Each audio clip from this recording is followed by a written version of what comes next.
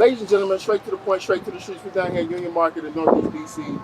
Today we're doing something a little bit different. In preparation for the elections, the primary is coming up in June 16th. June 16th? June 16th. June 16th. We have a special guest with us today. Today, who do we have the pleasure of speaking with? Gary Goodweather.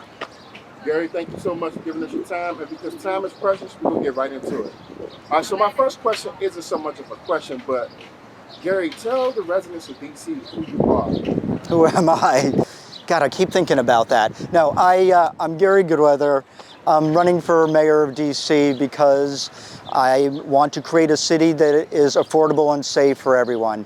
I've spent the past 30 years in DC. Actually, we came to the area when I was 6 months old. My dad was military, but spent the past 30 years here in business. I was an armor officer in the United States Army, and I've raised two amazing kids with my wife of almost 23 years here in the city.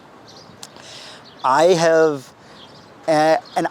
am running because I feel that this is an obligation. I see our city in need, and I know that our city can be so much more, and I feel that it's an obligation to service. When you see something that needs to be fixed and you have the ability, it's my values that really dictate to me that I need to work to improve our city.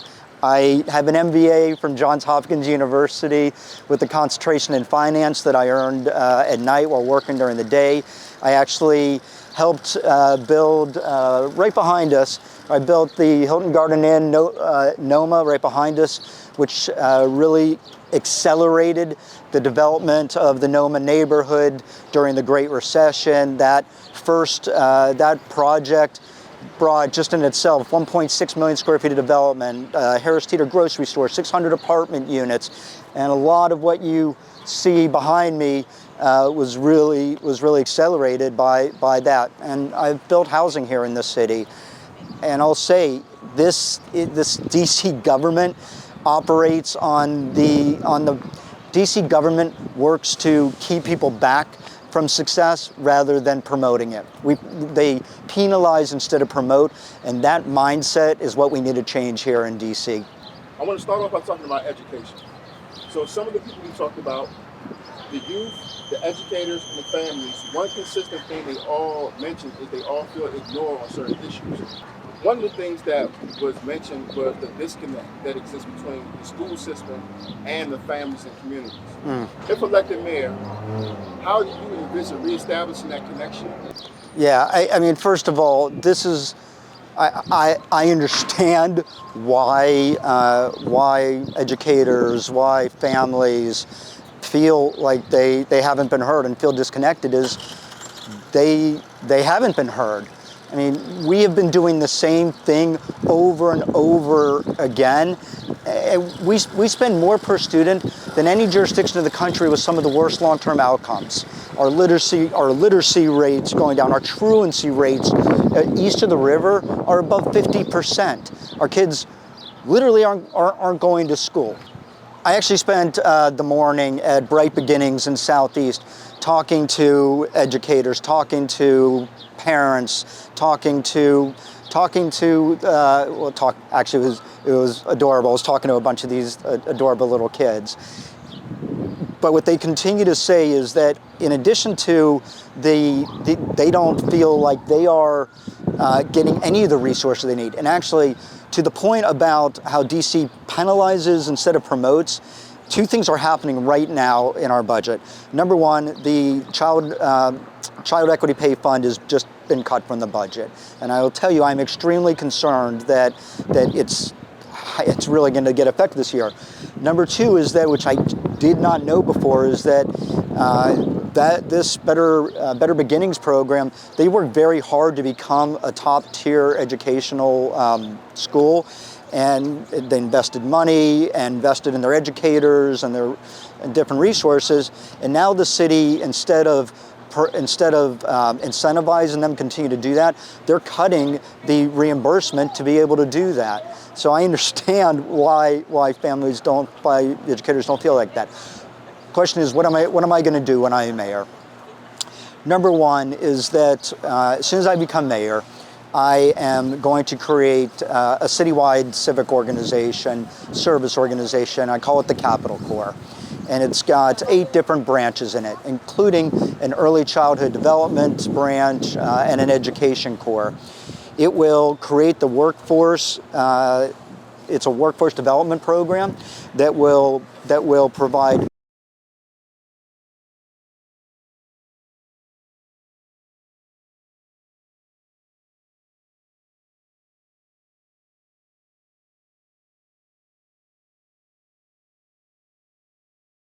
live in our city and to be able to do their jobs, but as well as to be able to get more education and more training. I was told this morning that by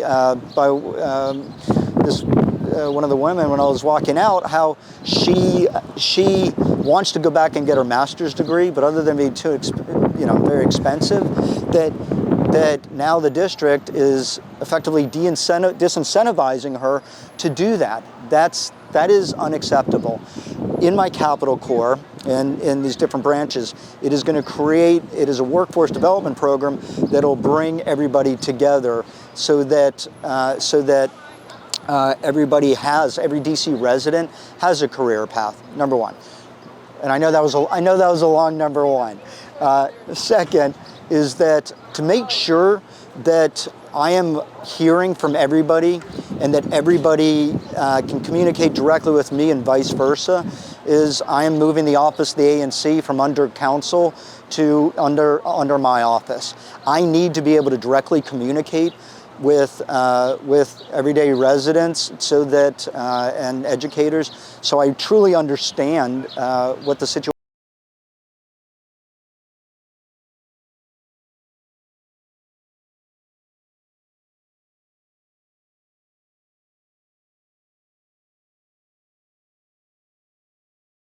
Impact of the decisions were made. The third thing is that, we are going to invest. As I said, we spend more per student than any jurisdiction in the country. We are going to invest directly in our educators. We are going to hire more special educators. We are going to hire more mental health professionals. We are going to hire more social workers, so that we are providing the resources that our kids need to be able to thrive. And all of the people that we're investing in, we hope that they will live here in our city, live here in the community as well, so that they are part of the community and they're raising their kids in the community as well and creating that community, because it takes a village. Being as though the DC public school system is such a vast ecosystem in itself and it requires so much attention, do you plan or envision a world where you kind of reinstate the school board and allow people to vote and decide on the matters that pertain to the school and the children and the families? I'll start by saying, as mayor, it is my job, and it's one of the most important jobs, is to ensure that every child receives an outstanding education. That's my job. How do we do it? Number one is that we're going to hire, when I hire the chancellor, right, however that process goes, that chancellor, as an example, and every individual that is put in a leadership position will be a subject matter expert, and they will be mission driven. And the mission is to educate our children. If someone is put in a leadership position and they don't not only meet those 2 requirements, but also continually meet those requirements, then they are not the right person to be in that job. In terms of being able to, the school board, like I rely on experts. I'm an expert in many things. However, in terms of education, this is where I am asking the experts, including educators, including the people who are actually doing the work every day, to tell me the best way to structure it so that we are providing the students what they need, the education they need. I just say, though, ultimately, that's my job, to create a system where every child, it is, again, my job, I can't say it enough, my job is to ensure that every child receives an outstanding education. Regardless of resources, no matter where they are in the city, no matter their financial resources, no matter if their educational requirements.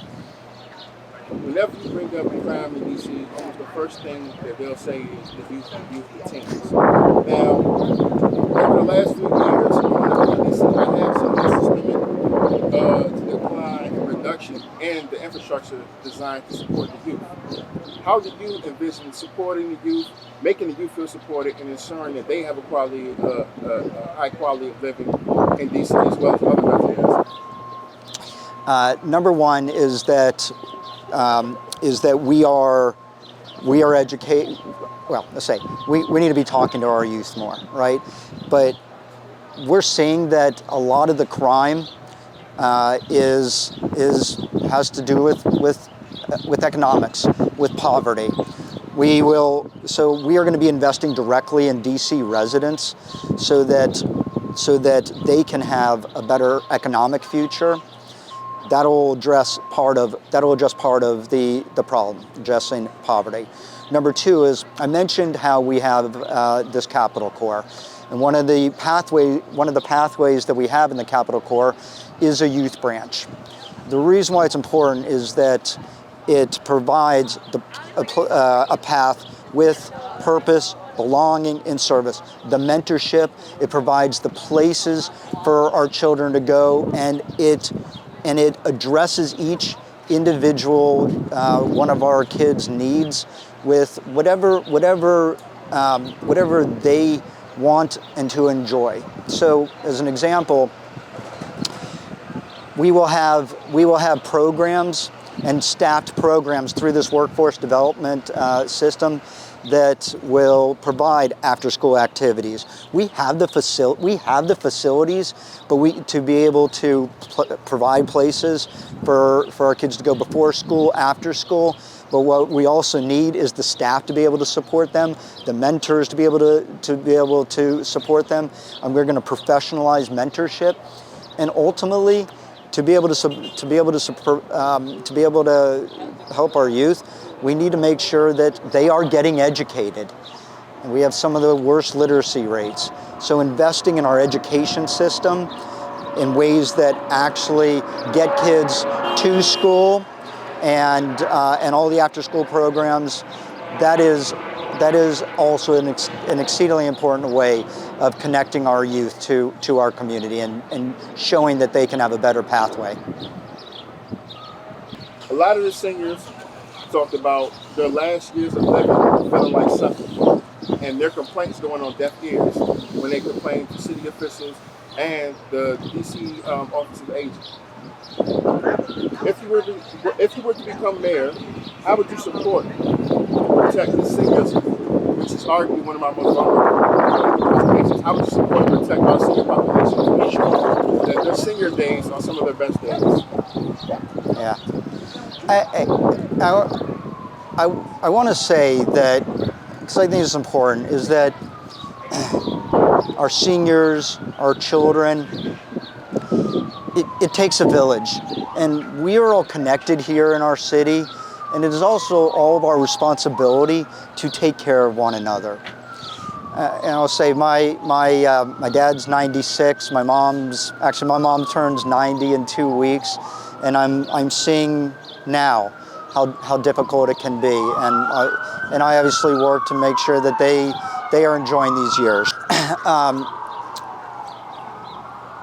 I started talking to, actually just 2 weeks ago, I went to a conference called the Leading Age Conference, and it brought together different organizations of senior, for our senior residents to listen to the issues and hear how we can improve their lives. Number one that I've heard is that seniors want to be engaged and stay active. part of being able to create a city that our seniors can live in is one that's also affordable for them to be able to live in. And we're going to be able to, whether they own a home here or they're paying rent, we're going to make sure that the real estate taxes for our seniors are very low. So because that continues to go to affordability. Number two is that we are going to provide incentives to, we're going to build more multi-generational homes, and homes that are specifically designed to be able to accommodate our residents throughout their entire life, including in their senior years. We will be investing directly in residents that are putting or upgrading their homes or apartments to be able to accommodate them physically within their apartments, houses, within their residences. We'll be investing directly to be able to provide. We'll be investing directly in DC residents to be able to upgrade their units to meet what they need in terms of access mobility. Additionally, we are going to build more community and senior centers, or if there is an existing community or senior center or senior center in their neighborhood, we are going to ensure that receives not only the dollars and needs to upgrade it to be able to accommodate our seniors, but second and most important is provide the staff, the empathetic staff, to be able to support them. In one of the branches of our Capital Corps, my Capital Corps, is an elder care branch. Across the board here in Washington, D.C., we need the staff to be able to support all of our city's needs, and that is especially true for our senior residents. We will create the staff. And finally, in the Capital Corps, we want to keep our seniors engaged by having them be mentors to younger people in our Capital Corps, because we need to make sure that we are utilizing all of the experience, all the knowledge, all of the wisdom that our seniors have to be passed down to younger generations. And I'm asking our seniors to be actively engaged through our program to be able to provide their wisdom and mentor the next generations as well. So over the last 3 years, over 175 restaurants have closed down, taking with them thousands of jobs and revenue that's leaving the city. A lot of business owners that we spoke to have spoken to the fact that it is very hard to survive, and to build sustainable business in DC. To become mayor, what is your plan to help businesses maintain sustainability and serve the communities that they build? The first thing that I'm going to do is completely revamp the Department of Buildings, the Department of Professional License and Compliance. DC makes it hard to do business in DC. The DC government is not about yes, it is about no.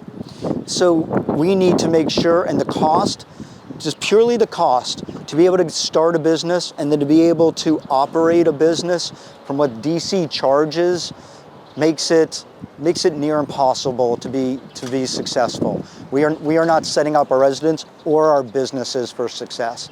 So and the way that I'm going to do it is I'm creating, bless you, the way that I am doing it is creating a single point of contact, a concierge within the DC government, to be able to, when you come in, when you want to start a business, it is that person's responsibility to take you from application to approval, and to make sure that you, to be your liaison, your advocate within DC government, to get you the resources within our government, so that you can be able to survive and thrive in business, because we need businesses here. They are our employers. They are amenities to our citizens.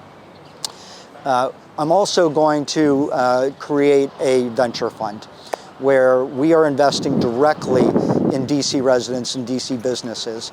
And in business, which I've been in for 30 years, with that investment in you as a DC resident or DC business, it doesn't just come with the money.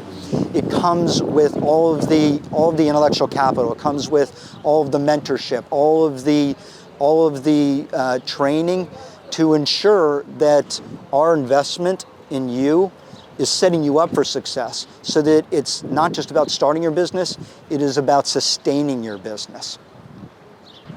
What is your plan when you become mayor to alleviate some of the financial pressure on the residents in terms of spending for rent, spending for houses, and the purchases of homes? How are we going to talk about the cost of living? And I focus on the entire cost of living. Housing. First of all, we are going to build 50,000 multi-generational homes. And that means that will sustain people throughout their entire life. Number two is that we are going to, I am going to create 50,000 multi-generational homes to sustain you throughout your entire life. Second of all, the real estate taxes in our city has led to to our city becoming unaffordable. I'm going to completely rewrite our tax code so that we are incentivizing district residents to be able to live in the city and to be able to work in the city. Number three is that I am going to provide free Metrobus and Metro Rail throughout our city. That'll put $1,000 back in DC residents' pockets who are regular transit riders. It will connect everyone throughout our city, which is economic development. I am also going to reduce the cost of utilities. DC has been so focused on penalizing that we have not invested in technologies that we're using on the private sector side to become a supplier of clean energy. We're going to do community solar throughout all municipal buildings. We are going to have urban geothermal throughout our city. We are going to use what's called a wastewater recovery system and expand blue plains for thermal hydrolysis. All of this to produce more energy to be able to reduce electricity prices. We talk about the cost of food here in the city. I am building the first of its kind indoor vertical farm of scale in an urban environment. We are going to produce produce here in Washington, D.C., which will start in some little way, start reducing the price of food. And it'll also make it more accessible to all of our DC residents, especially parts of the city that are just food deserts today. Finally, we are going to create medical clinics throughout our entire city, because healthcare needs to be both affordable and accessible. That also, by making it accessible, that also reduces, it leads to, and having more preventive care, that makes the cost of living and the insurance cost come down, the cost of healthcare come down, as well as it ensures that if it's accessible, we're able to get to all of our DC residents where they are. We are literally meeting where DC residents are for their medical needs, which also goes to affordability as well. What is your goal and your plan to address the way that residents feel predatorily targeted when it comes to parking violations and speeding tickets? Here's the thing. DC is predatorily penalizing our residents. I mean, the district really doesn't enforce tickets outside the city. So when you think about it, it really is just another tax on DC residents. Speed cameras, right? That's a hot topic. They generate a lot of revenue for the city, and they are generating a lot of revenue for the city on DC residents' backs. Traffic cameras, as an example, can be an enforcement measure, but the way that they're currently used is just to generate revenue. They're not actually having calming effects on traffic. So, with regards to enforcement, we are going to, how are we going to make sure that we are not going to, we are going to set all of our enforcement requirements in a way that are not predatory. That is, everybody's got to play by the same rules. We'll make sure that if you are if you are speeding above a certain amount, you'll get a ticket. You will also it'll also be reasonably priced, so that it is, it's punitive. You know that you've done it. We're going to give multiple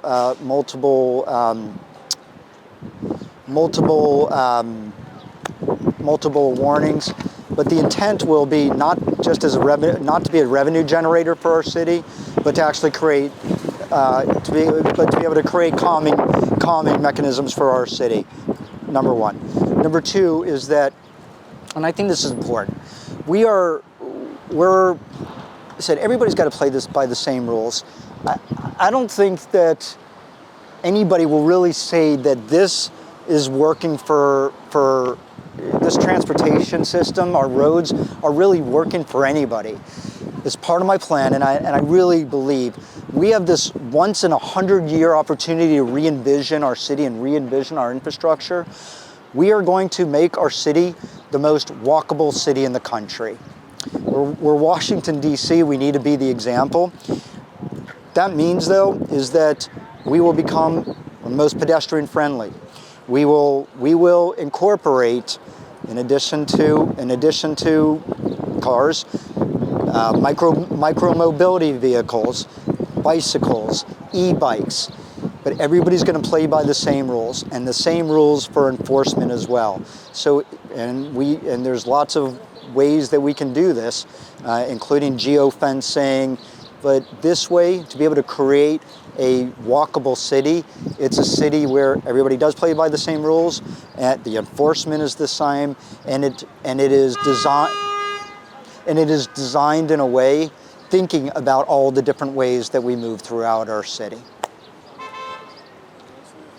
That's it. Now, before we let you go, when people go to the polls June 16th, why should they vote for you as their first ranked choice? The reason why you should rank me number one is that I care. I care about our city. I love this city. I've spent the past 30 years here, and my values, there's two values that really drive me to do what I am doing.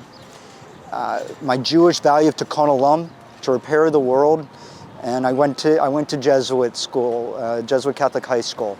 The Jesuit value of to serve with and for others, and to me, they're one and the same. They're intertwined. We have an obligation to make life better for all of our residents, every single human being. That is an obligation that I take seriously, and I have the detailed plans on how to do it. I served our country. I fundamentally believe in service. I will now serve as mayor of Washington, D.C., because the mayor of Washington is a service job, and it is to serve you as D.C. residents. And I am asking for your first choice. I am asking for your first choice ranking because I want to serve you.